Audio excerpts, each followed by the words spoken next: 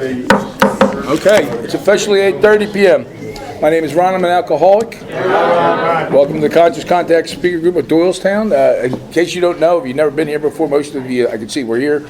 Our meeting room is being remodeled, so we're displaced in here. We got to squish in here. We do have a lot more chairs. We can put them in there, but it gets really tight. So when you come, if you're just mindful as you come in the door, try to move down so it doesn't bottleneck at the door. That's a pretty simple thing.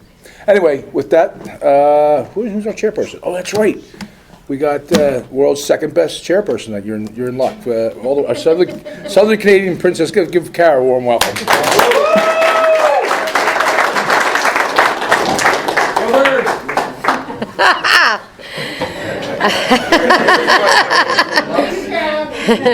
I love y'all too.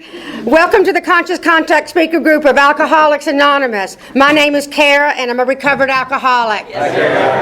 This is a 1-hour speaker meeting that meets every Saturday evening at St. Paul's Lutheran Church, 301 North Main Street, Doylestown, Pennsylvania. Food and fellowship starts at 8 p.m. and speaker at 8:30 p.m. The business meeting for this group meets every Saturday at 7 p.m. to 7:30 p.m. right here. Please come early and join us. The purpose of this group is to provide a consistent message of hope and recovery through God reliance and service to others through the practice and teachings of 12 steps. We record all speakers so that others may benefit from their message of recovery. If you wish not to be recorded, simply ask. This is an open meeting of Alcoholics Anonymous. The group would like to welcome everyone, especially newcomers. Is there anyone new or from out of town that would like to introduce themselves with their first name? Hi guys, my name is Crystal. I'm an alcoholic. Welcome, Crystal. Thank you. My name is Jamie. I'm a recovered addict. Welcome, Jamie. I'm Jimmy. I'm an alcoholic. Hey, Jamie, welcome.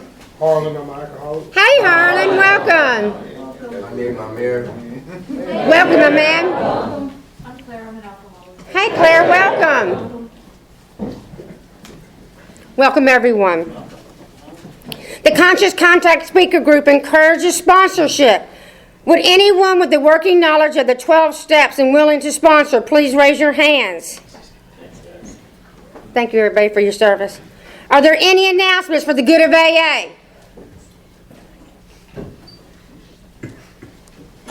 Our sister group is a big book study meeting that meets every Thursday at 7:30 p.m. just up the street at Salem UCC Church, 186 East Court Street, Doylestown. Coffee is on at 6:15. We have meeting lists and big books on easy terms. Please see me or any home group member after the meeting. If you cannot afford a big book, the Conscious Contact Speaker Group will give you one at no charge. Anyone willing to make donations for the purchase of the big books to help those who cannot afford them can put donations in the jar on the table marked Big Books and CD Donations. Please subscribe to our YouTube channel, the Conscious Contact Speaker Group of Doylestown, Pennsylvania, and our Facebook group. Subscribe and share. You can find our speakers there. Join our Facebook page to keep informed, and you can share upcoming events and meetings. Now I would like to introduce a dear friend of the Conscious Contact Group. Let's welcome Stephen. Let's give him a warm welcome. Woo! Everybody, I'm Steve. I'm an alcoholic. Hi, Steve. Just for today, prayer of recovery. Just for today, I will be agreeable. I will look as well as I can, dress becomingly, talk low, act courteously, criticize not one bit, not find fault with anything, or not try to improve or regulate anybody except myself. And next, I'd like to introduce a good friend of ours, Bradley, to read Just for Today.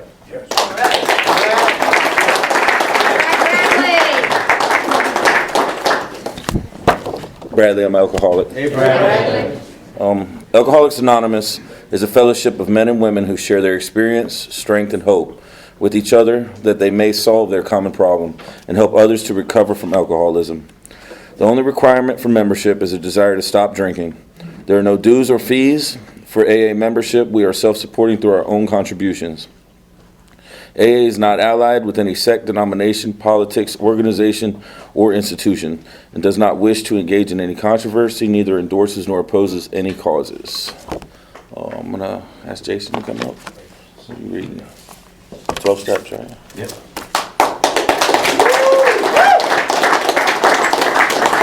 My name is Jason. I'm an alcoholic. These are the 12 steps. Number 1, we admitted we were powerless over alcohol, that our lives had become unmanageable. Number 2, came to believe that a power greater than ourselves could restore us to sanity. Number 3, made a decision to turn our will and our lives over to God as we understood Him. Number 4, made a searching and fearless moral inventory of ourselves. Number 5, admitted to God, to ourselves, and another human being the exact nature of our wrongs. Number 6, we're entirely ready to have God remove all of these defects of character. Number 7, humbly ask Him to remove our shortcomings. Number 8, made a list of all persons we had harmed and become willing to make amends to them all. Number 9, made direct amends to such people whenever possible, except when to do so would injure them or others. Number 10, continue to take personal inventory, and when we were wrong, promptly admitted it. Number 11, sought through prayer and meditation to improve our conscious contact with God as we understood Him, praying only for knowledge of His will for us and the power to carry that out. Number 12, having had a spiritual awakening as a result of these steps, we tried to carry this message to others and practice these principles in all of our affairs. Could you please welcome the Canadian Princess back to the stage?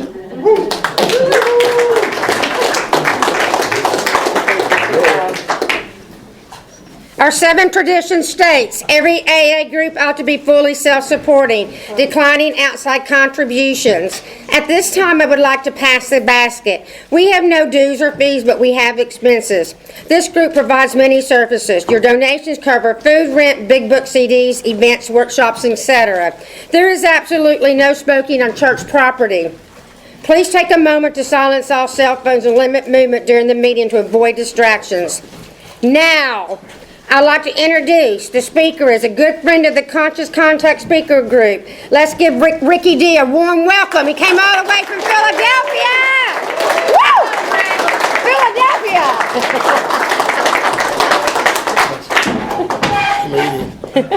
Canadian my ace.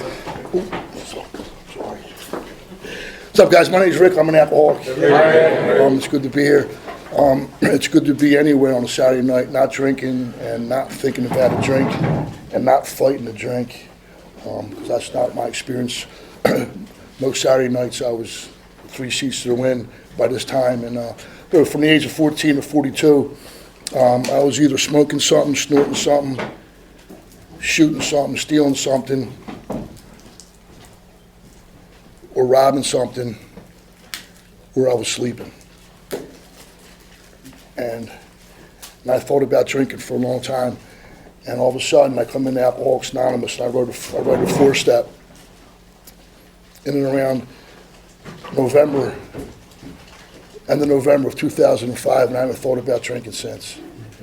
I think that's a testament to our 12 steps in the Fellowship of Alcoholics Anonymous. That a guy like myself can come in here who can't breathe a sober breath, can come in and do some work and have a really productive life, you know. And like I said, my sobriety date is November 29th of 2005, but my first meeting of AA was in 1999. That's 6 years of bouncing in and out of fellowship, working step 0 beautifully. I don't know if anybody else is working step 0 beautifully. Step 0 for me is when I make my first meeting of Alcoholics Anonymous until I eventually open up the big book of Alcoholics Anonymous and start working the 12 steps. And I worked step 0 magnificently for 6 years. And not only did I pay the price, but my family paid the price. You know, I'm the kind of guy that I put my sister against my brother. I quit being a son at age 14. I quit listening. I put my nephews against my nieces. I'm the kind of guy that the more you love me, the more I played you. And thank God I don't have to live like that anymore. You know, I've been to 13 treatment centers, and sometimes the most time I came out of a treatment center was the most time I can get was 13 months. And sometimes it was 9 months. Sometimes it was 6 months. A couple times I got a year. Sometimes it was 30 days. Sometimes it was the same day I left treatment. that I would drink again. And I couldn't understand that for the life of me. Not only couldn't I understand that, my family couldn't understand that, because what my mom saw was me not loving her. And if love was enough to keep us sober, many of us would be sober a long time by now, because what gets me here won't keep me here. I don't know a whole lot of stuff. From 1999 to 2005, I thought I knew a lot of stuff, but every relapse just beat the crap out of me more. And what got beat out of me was any idea of what my life should look like. On November 29th of 2005, I crawled back into the stepping stones, and how I came back to my home group was I got locked up in a tuxedo, so I came to you guys in a tuxedo. But what that tuxedo looked like was both elbows were ripped out, both knees were ripped out. It had the blood stains down the front of the shirt, the buttons were missing, the black crack hands that went across this way, and it smelled like booze. That's how I came to my first meeting, coming back to Alcoholics Anonymous. And I'll tell you what, I'm only here through the kindness of strangers. Because in my home group, the worse you look, the better we like you. And if you smell bad, we hug you more. And I'm only sober because the strangers gave me clothes, they bathed me, they gave me a place to live. I met a man in that room who didn't care what anybody else thought. He said, Rick, you need to have an experience with the 12 steps or you're going to die. We've been watching you for 6 years coming in and out of this room, and you're getting worse. And I had no argument for him. I said, I don't know what to do. He said, how about you just let me help you? And he handed me a cup of coffee. He gave me half a cup of coffee, half a cup. I'm like, stingy. You only gave me half a cup. And as I picked it up, I knew why he gave me half a cup, because my hands were shaking so bad I would have burnt my fingers. He was younger than me, which pissed me off. And he called me Einstein a lot, and I know that was not a compliment. And in that meeting, after that meeting, he just looked me in the eye. He met me eyeball to eyeball. There was no talking down. I've been talked down to my whole entire life. I've been talked down to by judges. I've been talked down to by cops. I've been talked down to by my parents, my siblings, my cousins, POs, bosses, co-workers. I've always been talked down to. Maybe deservedly, maybe not, I don't know. But I'll tell you what, this kid met me where I was. I was sitting down, he sat down. He never talked to me from this way down.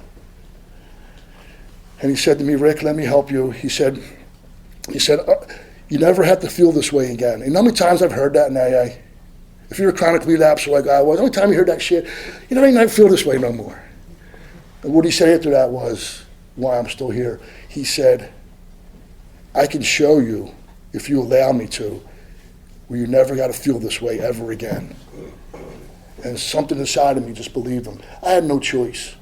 I was dying, I had nowhere to live. I burnt my life down to the ground again. I had a failed suicide attempt. I looked like a cat. I had hung myself about a month before that in my parents' house, because this is what untreated alcoholism looks like. I had 13 months of continuous sobriety. I had 13 months with no drugs or no alcohol. And the 13 months sober, I couldn't breathe. I couldn't stand one more minute in my sober skin, because sobriety hurt so bad. Sobriety paled, everything was just pale. And what I did was, what happens in my life, in my experience, is that my parents gained my trust when I could stay sober for a year to give me the keys to their house.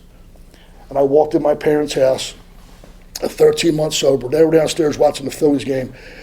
And I went upstairs in their bathroom, and I hung myself in their bathroom. And I remember coming to, I remember my mom found me 8 hours later. I was bleeding out, and I remember her blood-curdling screams that she let out.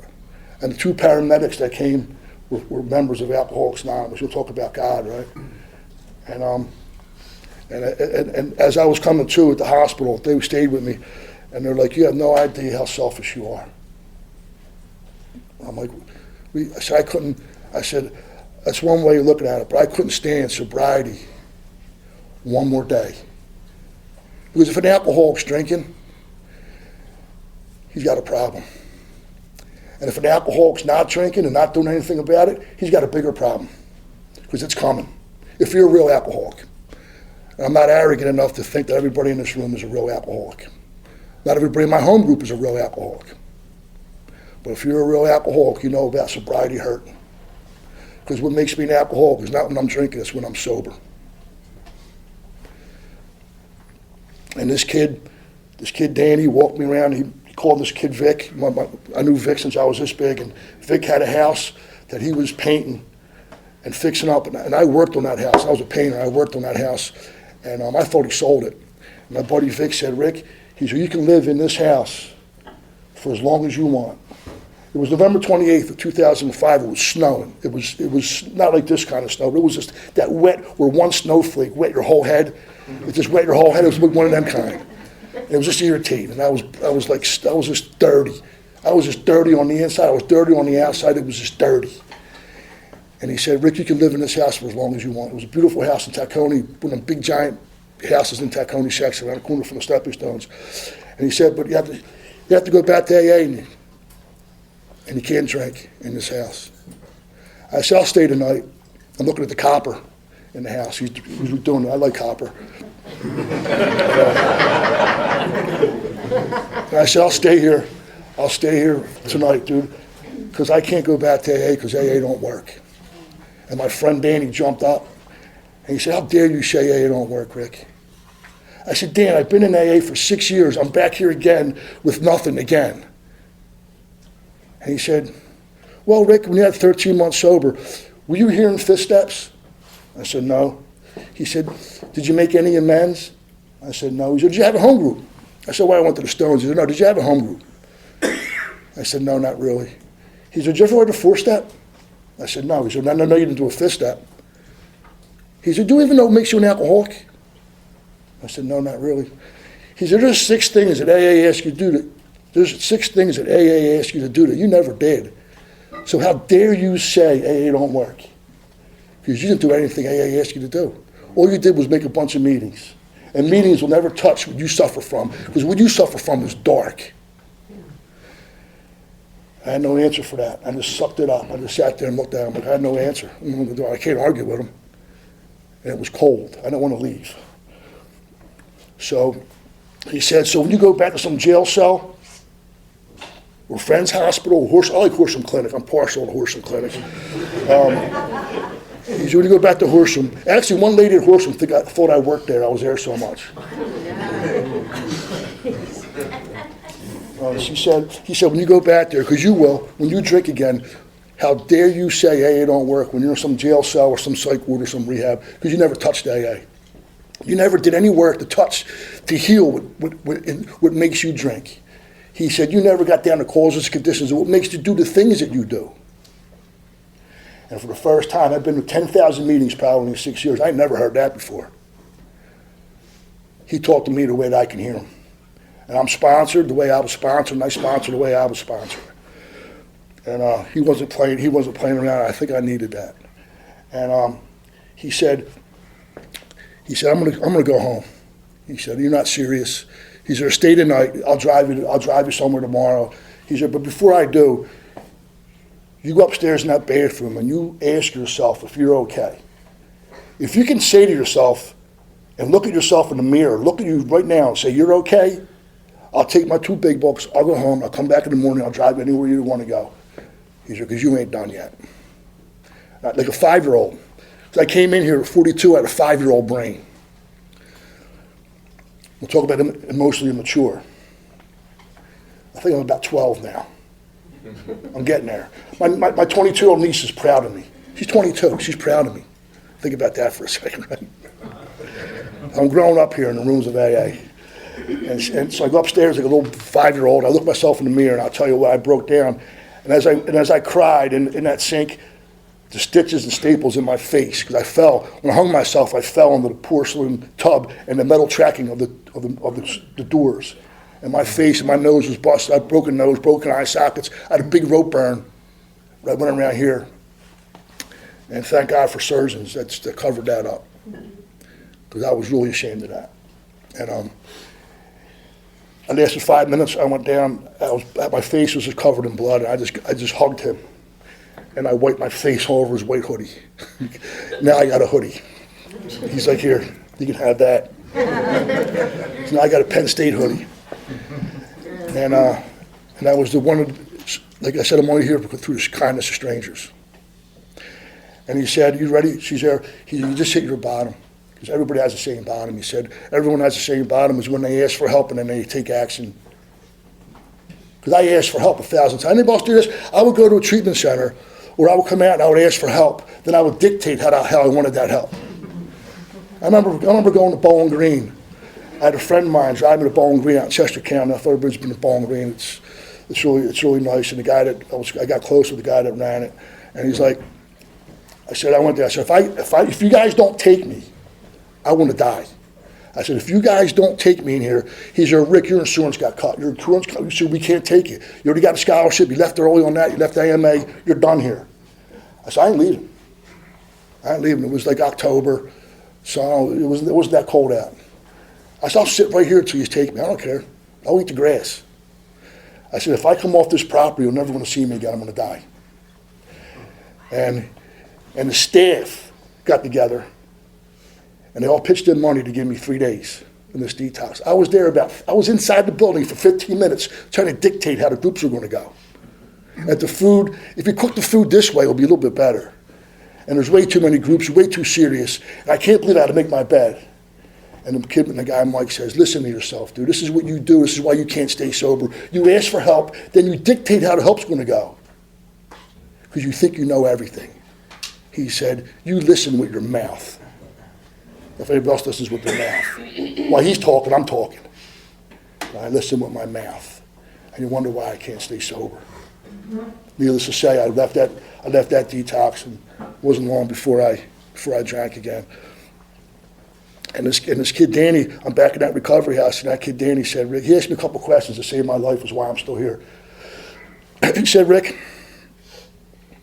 he said, do you think drinking's your problem, or do you think sobriety's your problem? I said, I don't know, Dan. I said, I'm not really in the mood to pay 1,000 questions right now, but if I had to guess, I would say drinking's my problem. And he did it so smooth. He just put a cigarette in his mouth, and he just walked out of the room. And he got what every good sponsor wants. He got me to chase him. I really wanted a cigarette, but I did want to know the answer. And I said, Dan, he said, you're just playing, dude. He said, you're not ready. And I said, I don't know what the answer is. I said, I just had 13 months of continuous sobriety. I got my job back, my family back, my girlfriend back, everything I got, everything I thought would make me happy, I got back, and I drank. He said, well, think about it, Rick. How can drinking be your problem if you ain't touched it in 13 months? He said, well, your problem is ugly, miserable, untreated, dishonest, mopey sobriety. The first time anybody ever told me that. The drink is not my problem. I never picked up the first drink drunk. I've always picked it up from a sober state. He said, what your problem is, Rick, you don't know how to live with a girlfriend, with a job, with responsibility. You ain't trustworthy. You don't know right from wrong. He's there. And when that straightens out, you'll get better. That's why you need to take these 12 steps. He said, these 12 steps will whittle your ego down to the right size. That'll make you basic, sober, human being, home group member. I have friends of mine that are above that. They're absolutely useless to anybody in AA. Basic home group member, Rick. How can you go and be useful and yet be unnoticed? That's your job. When you do step work, don't put it on Facebook. When you go feed the homeless in Kensington, don't put it on Facebook. I'm like, I don't even have Facebook. I don't even have a phone. He's like, well, because you're the type of person that would do that.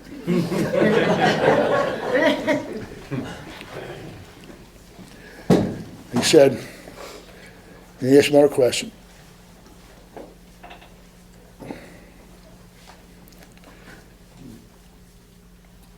He said, do you think that you're ready to do this?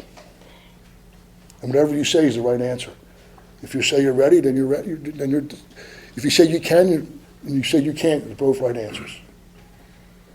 And I said, I'm ready to do whatever it takes, and there's my bottom. I think everybody I've worked with in the last 20 years has the same bottom, is when we hit that bottom, and it has nothing to do with outside stuff. It has to do with the inside stuff, on the inside. I couldn't stay, I adapt to Kensington. And that doesn't make me a better alcoholic or a worse alcoholic. That's just what happens to me. When I made my first AA meeting in 1999, I had a house in Mayfair. I worked for the city of Philadelphia. I worked for a judge. I worked for the city of Philadelphia. I had 2 cars in the garage. I had a flight attendant my girlfriend was a flight attendant. She had a brand new Trans Am. Right? I had a beautiful house, and the respect of my family and my friends. You fast forward 6 years. 6 years later, I'm panhandling on Tarzell Avenue. I don't know how that happens, but it happened while I was in AA. Because you can get worse. Sitting in the rooms of Alcoholics Anonymous, taking no action to go against that.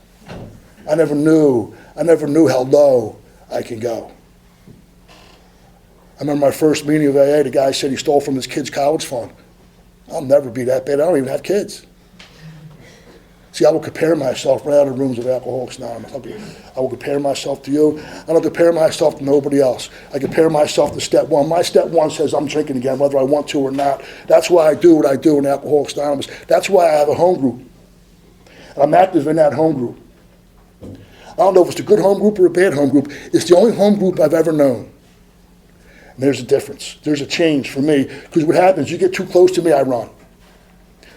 You love me, I will play you, then I run. I've had the same home group for over 20 years.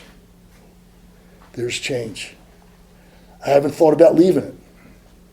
I would have the same sponsor, but my sponsor taught me the most valuable lesson ever without any words. He taught me when you stop helping people, you stop hearing fifth steps, you drink again. If you're the real alcoholic, you will drink again. Because I was a year sober, he picked up. 19 years later, he can't get back to AA. Breaks my heart. See, interrupted my death. He didn't save my life. He got in the way of my death, put my hand in the hand of God's. He picked up a drink and he can't get back. And I see him at the Wawa, I just hug him.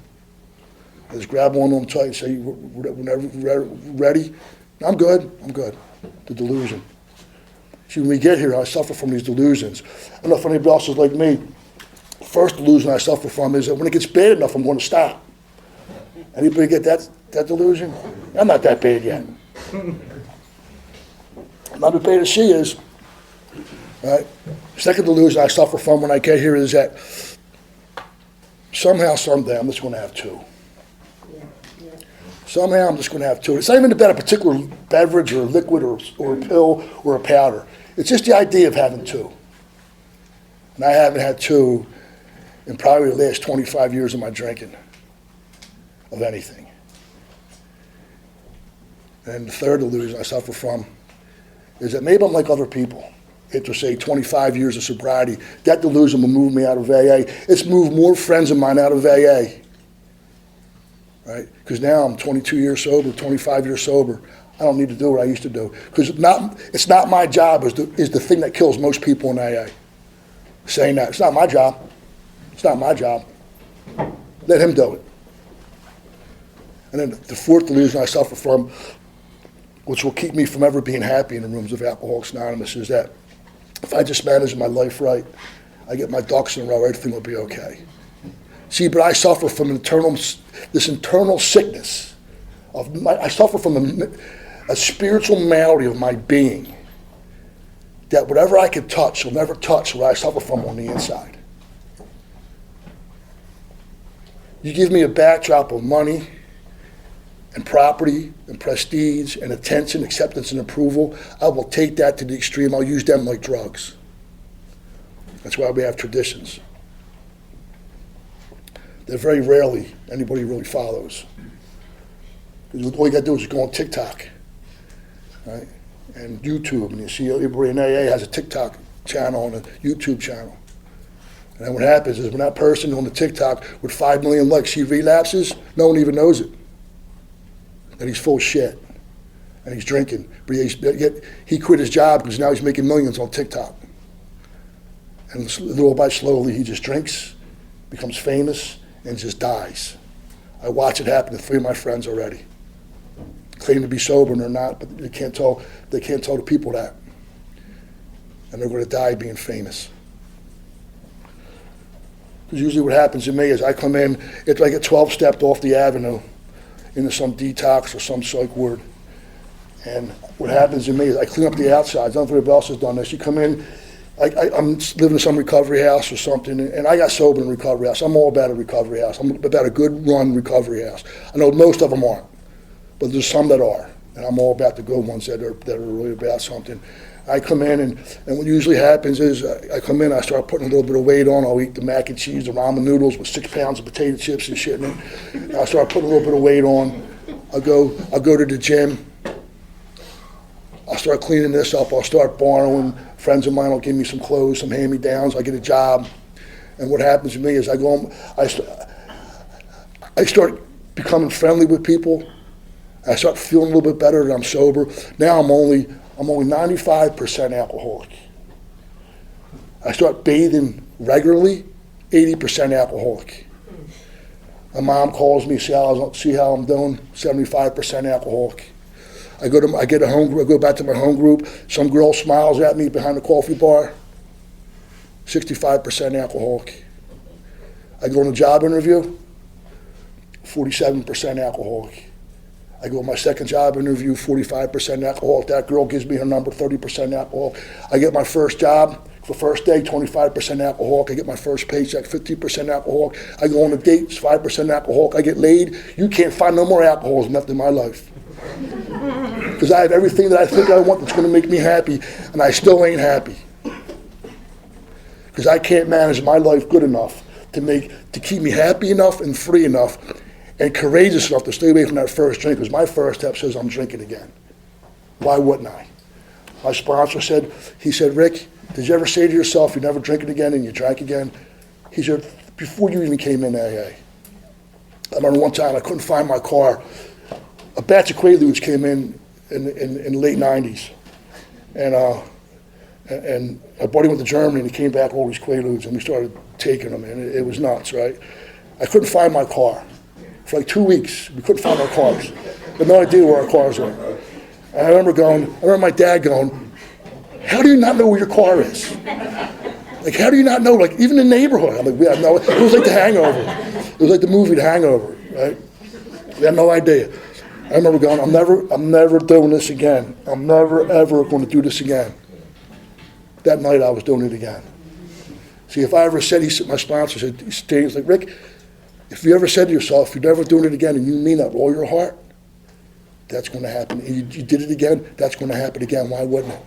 That's what powerless means. You're powerless not to do it. The first time I ever heard that, because I heard stuff in AA, like if you don't drink, you're working step one. That's not true. There's only 2 ways I know how to work step one. One is sitting down with a sponsor. He explains to me what makes me alcoholic. I have a first step experience, stone cold sober. Bill took step one drunk. Bill Wilson took step two drunk.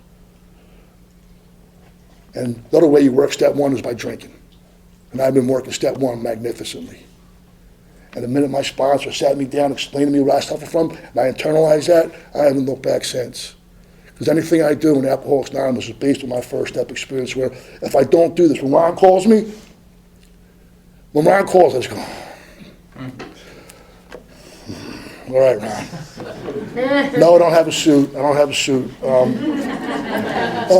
I just bought a suit. I just bought a suit. I went to a wedding 2 weeks ago. It's in the bottom of my closet, rolled up in a ball. I'm going to be honest. I said, I'll come up here. I said, I don't have a suit. I was honest. I said, no, I'm not wearing a suit. I don't think AA cares what I look like or what I wear. I think AA cares about what I do and how I act. Because what kind of AA member I am is out there, not in here. Everything to do with how I act out there, anybody can be an AA angel inside for an hour. It's AA, my measure of my sobriety is what I do out there with the wait staff, with a receptionist at a doctor's office, with a hospital nurse, with my nephew's daycare, when I pick them up, how I treat them. I didn't know that. And my sponsor got me to do things. He got me to write inventory. In that fourth step, we sat down, and he sat down with me, and he wrote a four-step with me. He sat down. I never heard that before. I never heard anybody do that before. He said, come on, let's write a four-step. Because I didn't believe about, I don't want to hear about God. I came in here, I didn't want to hear about God. Because I came to believe in God and drank again. Because if anybody's been around AA for a long time, back at my home group in the Stepping Stones in Philadelphia, it was a real big deal to ask God to keep you sober. Guys would say, "Are you asking God to keep you sober?" I'm like, "Yeah." But nighttime is not. So I stayed sober for 13 months, asking God to keep me sober. Then on the 13 months and one day, I drank again. So I come back in my home group, and they're like, "You need to find God or you're going to die," which is not true. I said, "I don't want to believe in God." And thank God I had a sponsor. He said, "Rick, let's just go through these 12 steps and just see what happens. How about we write inventory? How about we write inventory? I don't know if anybody else is like me. Anybody else speak victimese? Anybody else speak victimese? I can speak hood. I know all the 6, 7 shit. I can speak Yumbuck. I have to. My job depends on speaking Yumbuck. I can speak fluent Yumbuck. I can speak hood. I can speak English. I can understand a little bit of Italian. I also speak victimese very well. I'll play victim all day long. And my sponsor says, when you stop playing victim, you'll get better, because victims don't get better here. And the 4th step, cut through the delusion of having any kind of victim mentality in my life ever again. And wrote the 4th step. In that 4th step, I saw for the first time what kind of human being I was. I saw for the first time what kind of son I was, what kind of brother I'd been, what kind of co-worker I was. I turned every boss into a liar. I turned my mom and dad into liars. And then the other delusion I suffer from, the 5th delusion I suffer from is, I'm only hurting myself here. I turned my brother against my sister. I was unsafe. I worked for the state of Pennsylvania. I was a painter. When I got sober, I wasn't even allowed to paint. I was unsafe on the job site. No one would work with me. That's how messed up I was. Right? So everybody on that 4th step I had, with that list of resentments I had, all people get in the way of my runs. People who will not cooperate with Rick. Right? Think about that for a second. All the people that wouldn't lend me money, that wouldn't let me slide no more, that wouldn't cut me a break, that wouldn't let me borrow, whatever I needed, they would no longer let me play them. Like I said, the closer I let you get to me, I'll take your love and I'll run with it. I'll play you like a guitar. And I'll tell you what, I didn't like the way it felt. That's how I know I'm not a sociopath. Because I was told I was a sociopath. I'm not. The sociopath wouldn't feel anything right in the 4th step. I looked at that 4th step, I went, oh my God. Because you see it on paper. When you see it on paper, it's like, wow.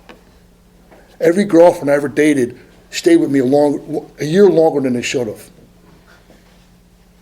Like, how did she stay with me? I went from hating her to going, holy shit, she stayed with me way longer than she should have.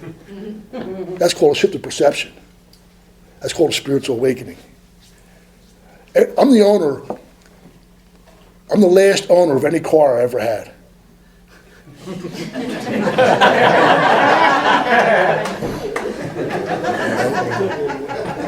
That's my life. That's my story. I run everything right into the ground. Right? I dated, a lot of you guys know my friend Marie. I dated Marie in 2006. She hasn't dated since. The last 3 girls I dated, the next 2 they married, the next 2 they went out with married. They married them. Because compared to me, they were like Prince Charming. Right? That's what I do to people. Right? And they say the only person I'm hurting is myself. And my sponsor disturbed me a lot. He disturbed me a lot. How do you make amends for those parents? How do you make amends to those parents I steamrolled? I made amends to my mom. They had a restraining order against me. And they said, if you ever pick up a drink, you'll never be allowed near anybody in our family. Everyone had a restraining order against. All the houses were protected. Like before Ring cameras came out, they had all kinds of shit, right? If they could have put a chip in me to see where I was, they would have. The only time my parents went on vacation is if I was locked up, if I got locked up, or if I was in Horsham or Friends Hospital 302. Like, they would just 302 me just for the fun of it. Let's get them all, so we go away, because if I found out they were on vacation, their stuff was going missing. How do you make amends to those parents? So in 2005, my sponsor actually read the big book. He found my parents and said, I know you got a restraining order against it, but can you sit and talk to you guys? So if you ever lived in a recovery house, you're always cold and you're always hungry. Even in the summertime, you're just cold and always hungry. And my sponsor calls me up, it's like, I don't know, December, first week of December. I'm only 10 days sober. And he goes, you hungry? It's like the magic words. I'm hungry. Yeah, he said, come on, let's go eat. He picks me up at the recovery house. It's in Tacony section of Philly. We go up Cottman Avenue. We drive up Cottman Avenue. We pass McDonald's, the Four Seasons Diner, make it right on the boulevard. We pass the Olive Garden, Tiffany's, right? All these restaurants, though. And we keep going. He's in the middle lane. I'm like, I said, we ain't going to eat, are we? He said, nope, we're going to go make amends.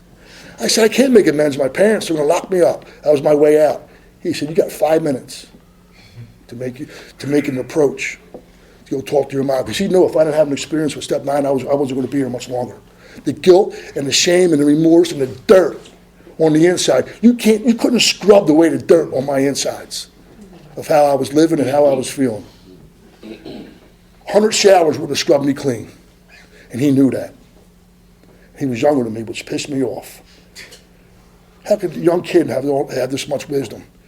Because he was an informed member of Alcoholics Anonymous. And up there, I walked in my parents' house. I was shaking. My dad ran out. My dad looked at me and just ran out. My mom's sitting there, and she's like this. I said, Mom, I was wrong. You hear that, Frank? He said he was wrong.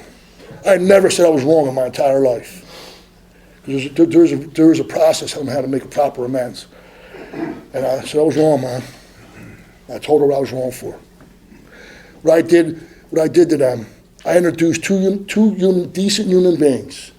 I introduced the two most loving human beings in the world to a lifestyle no human being should ever be introduced to. What I did to them. I wrecked their credit, I wrecked their retirement, I wrecked everything. I'm the kind of guy, I steal the car in the garage, sideswipe cars, and then park it on the other side so they wouldn't see the damage. Park it on the other side of the street so they wouldn't see the damage. Like somebody else hit their car on the curbside. Right? Right? That's the kind of son I was. So I said, Mom, I laid the whole down. She looked at me, she said, you got 30 seconds. Cops were, you had 911, all I do was put send on the phone. I said, Mom, I said, can you forgive me? She said, you're my youngest son, I forgive you, but you're done, you're done.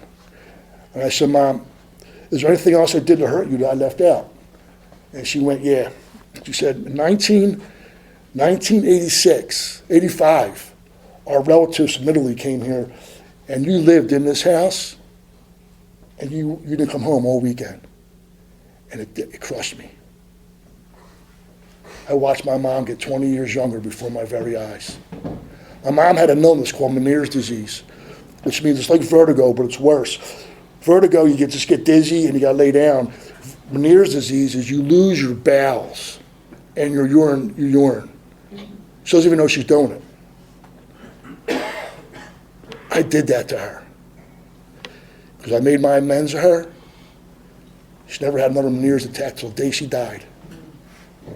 And then we lie to ourselves and we say, the only person we hurt here is ourselves.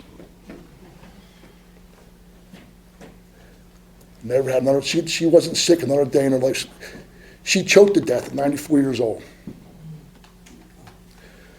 So I had to make amends to her parents. 2015, I got diagnosed with cancer.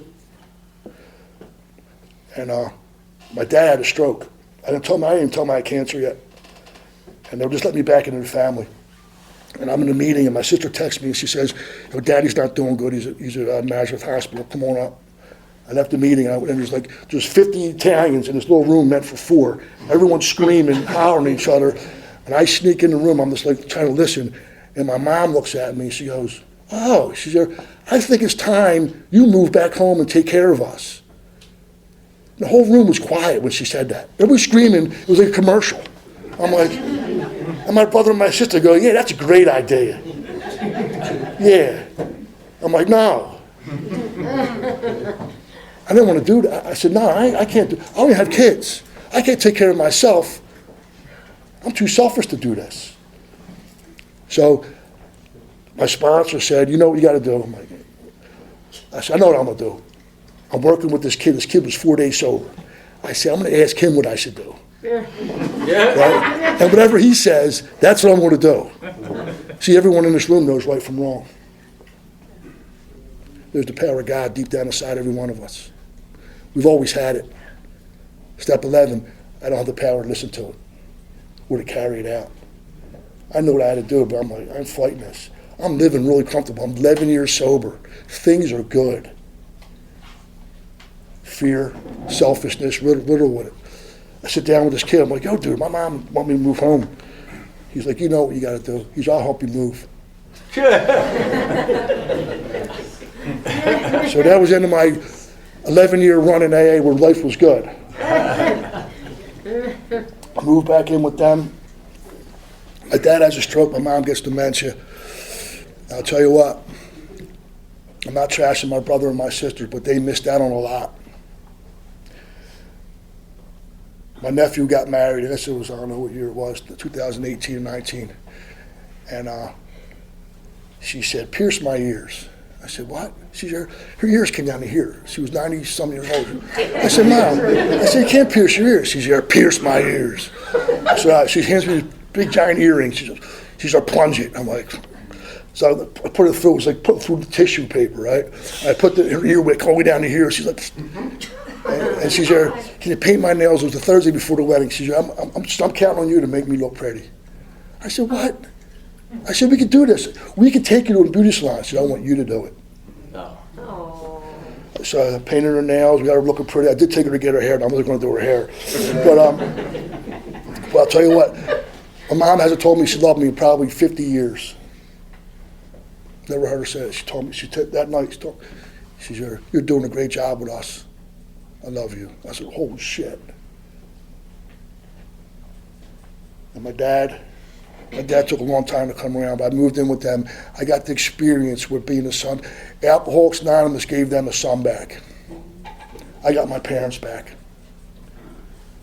I had experiences with them that I only wished I could have when I was a kid. We were on date nights. I would pierce my mom's ears. I would dress her up, and she would sit. I would take her to my friend's house in Delaware. My friends are coming for me, and I'm like, all right, Mom, because don't argue with someone. Like I had was schooled on how to handle her. We had good doctors, we had good nurses, and let's go, Mom. Date night. We're going out. I drive her to Dover, Delaware, an hour and a half away. Come all the way back. Just drive 3-hour ride, and she would say, thanks. It was a great night. I did that like every other night until she died. And what happened is she was 94 years old, still going to the gym. And she fell off the gym. She fell off the treadmill at the gym, and her leg got infected, and she went into a nursing home to learn how to walk again. And I was walking in there with Reen's Hoagies. I don't know if anybody knows Reen's Hoagies in Parkwood section of Philly. And as I was in the elevator, she choked to death. She was on 24-hour watch. And she choked to death. She'd still be alive today. She was like a bull. She would get through a locked door with a walker. She was like a running back. She was a bull right through the door, and she'd still be alive today. I think my dad would still be alive today if she didn't die. See, my dad died of loneliness. And if you're in Alcoholics Anonymous, we'll never die of loneliness. We'll never die of loneliness. If you have sponsees, I'm grooming my sponsees now to get the mother-in-law wing. Buy the house with the mother-in-law suite. Setting it up.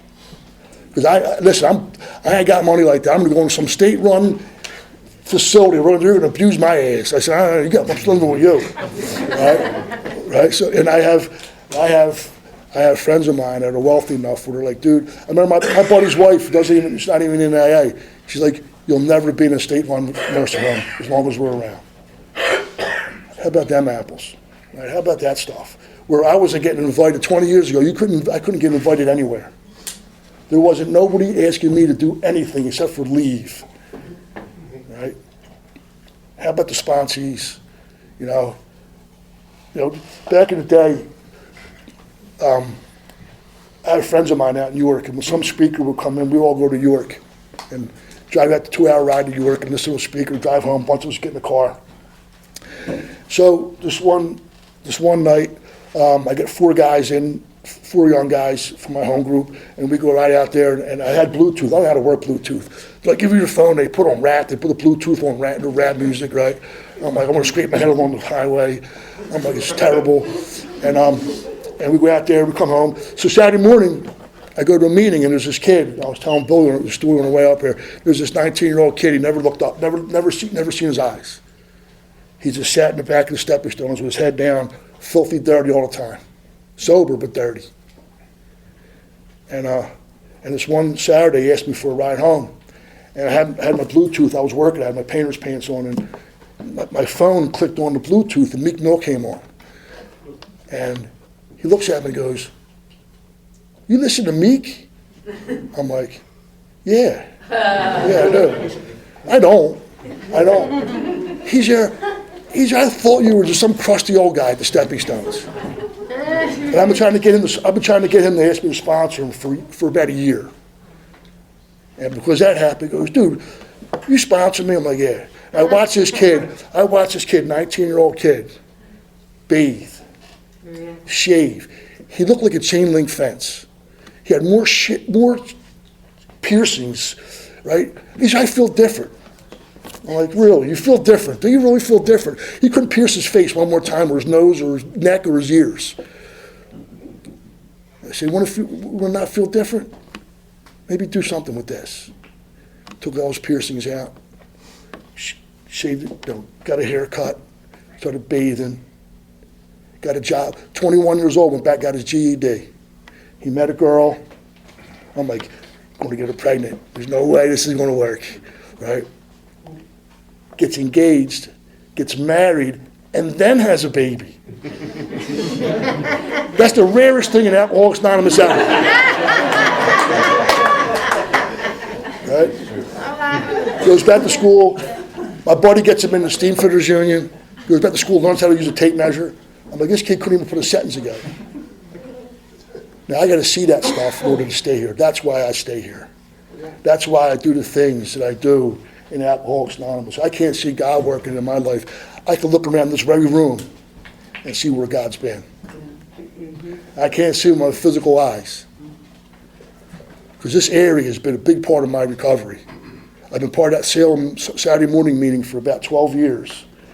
I'm there every Saturday morning with the guys, some guys and the girls in this room. I'll tell you what, you want to join a home group where the same people show up. And it's just in this meeting too, the same people show up week in and week out. No matter what the weather is out there or the weather is inside. They show up. And my sponsor said, as long as you show up, you'll get better. Because think about it, isn't every one of our amends saying I'm going to do something I never did? Or saying I'm going to show up somewhere I never show up to? In Alcoholics Anonymous, you couldn't trust me with nothing. I'd run someone's business today.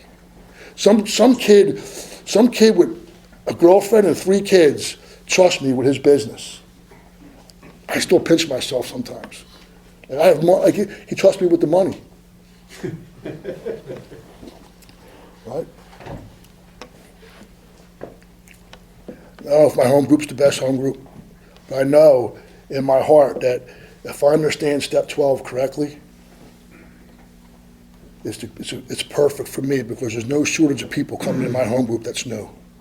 And the worse you look, the better we like you. And that's not true in all places.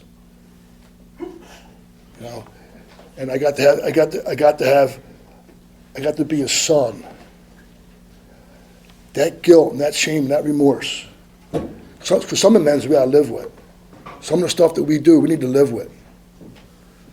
And you can't scrub it away. Just time will take care of it, and God will show us.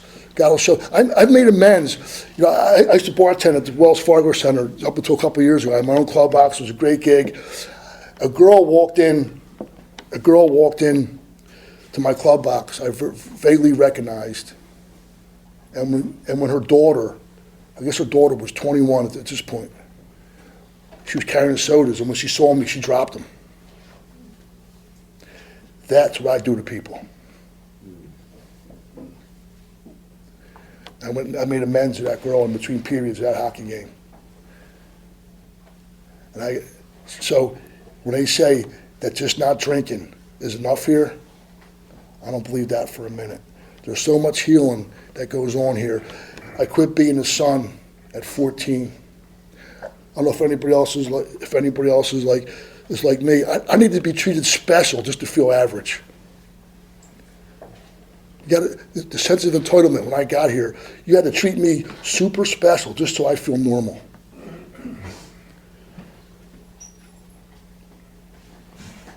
The way I would treat people.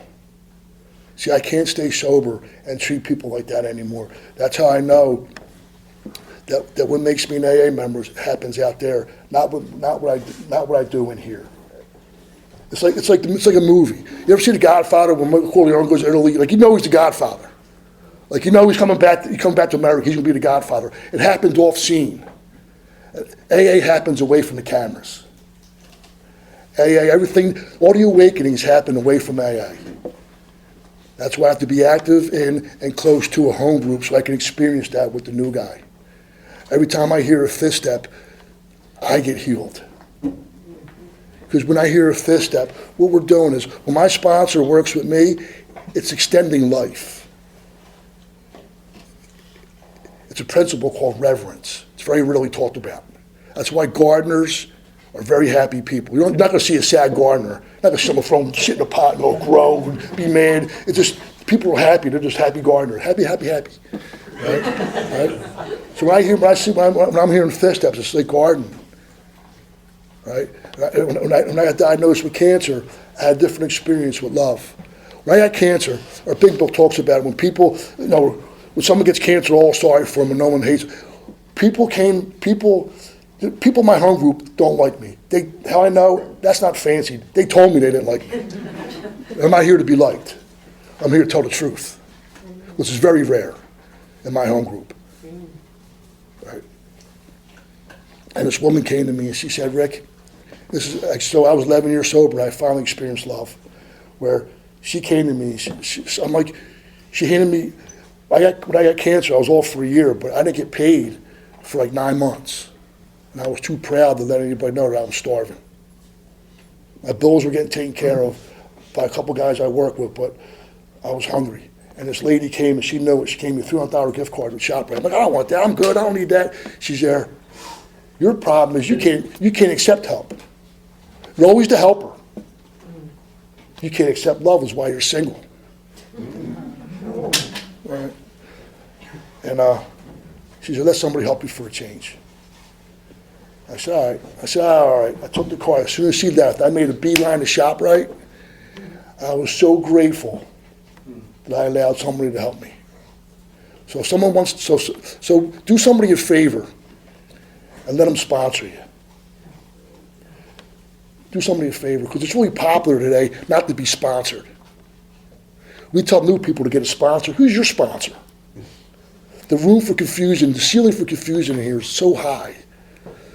All the ring kissers and the wizards. Get a sober kid. Get a sponsor, kid. The guys sit in the back row, never laugh. I thought they buy them a drink to make them laugh.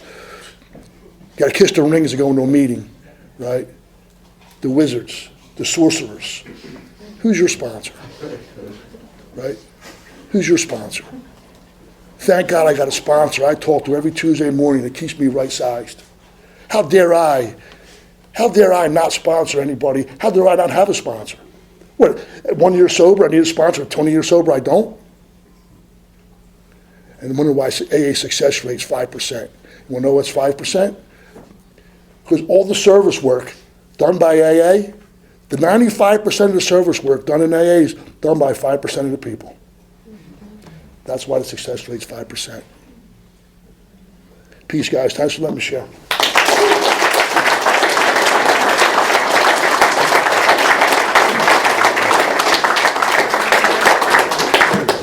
Wow, thank you very much, Ricky. I don't know if you guys realize this, but Rick filled in last minute and saved the day. We had a cancellation from a woman that was in New York because of the weather, so she'll be back, and thank you for saving the day. It's customary for us to form a line, thank our speakers personally, take their time and come out here and share this with you. And next week we will squish some more chairs in here and And you could probably get a bunch of people on that landing, and we'll have some fun with it. So come early to reserve your seat, right? You don't want to be out in the hallway like that guy. Anyway, we got a nice way to close them. I guess we'll stand where we're at here. Don't forget the meeting after the meeting. Let's take a moment of silence. Do with it what you like. If you care to join us, we'll end with the Lord's Prayer. Our Father, who art in heaven, hallowed be thy name. Thy kingdom come, thy will be done, on earth as it is in heaven. Give us this day our daily bread, and forgive us our trespasses, as we forgive those who trespass against us. And lead us not into temptation, but deliver us from evil. For thine is the kingdom, the power, and the glory, forever and ever. Amen. Keep coming back. And let's thank Rick one more time.